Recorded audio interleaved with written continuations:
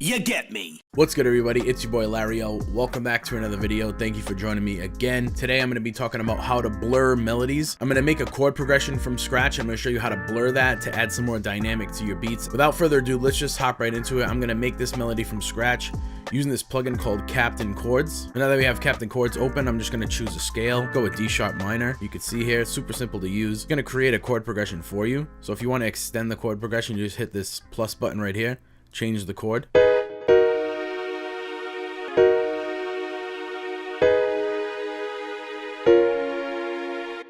Now on these chords, you can also add inversions.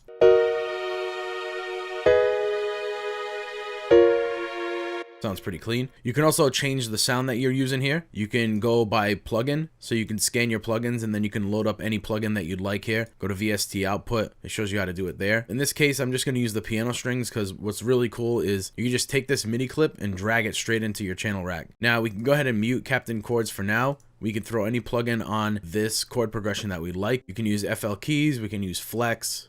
Let's try using flex. I like this 80s theater.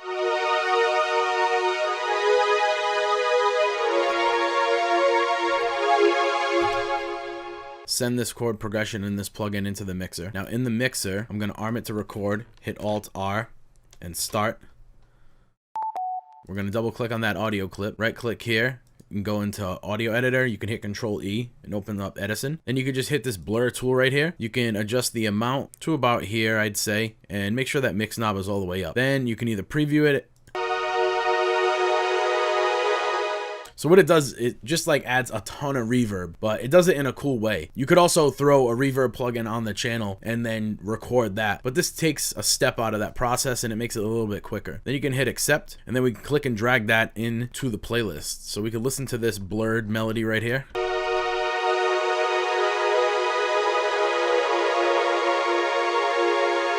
Now, if it doesn't sound different enough, you can go here and change the amount, maybe put the amount all the way up, see what that does.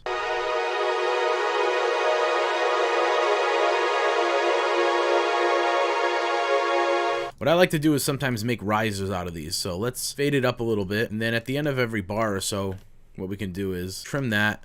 Let's put generic bleeding on so we get those smooth crossfades right here. Let's trim the end of this off so we can hear that little riser effect that we made. Sometimes when I run into an issue with this fade knob right here, it's not going to fade it up the way I like. It's not going to be as smooth, right? So let's put it back to the way it was. And then we can go here, automate volume, and then just automate this instead, and you get a way smoother transition.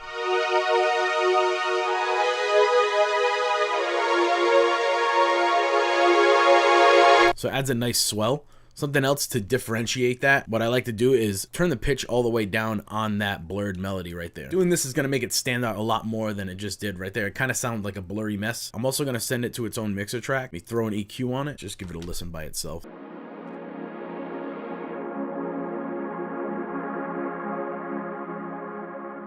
Now, when you listen to this by itself,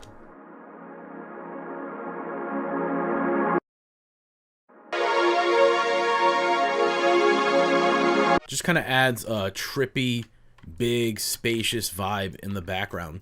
And it's just going to tuck away nicely. And I'll put it every 4 bars or so, and we'll just add it into the melody. I'm going to make some drums to this. I'm going to see what it sounds like in a full mix. We'll be right back in a second.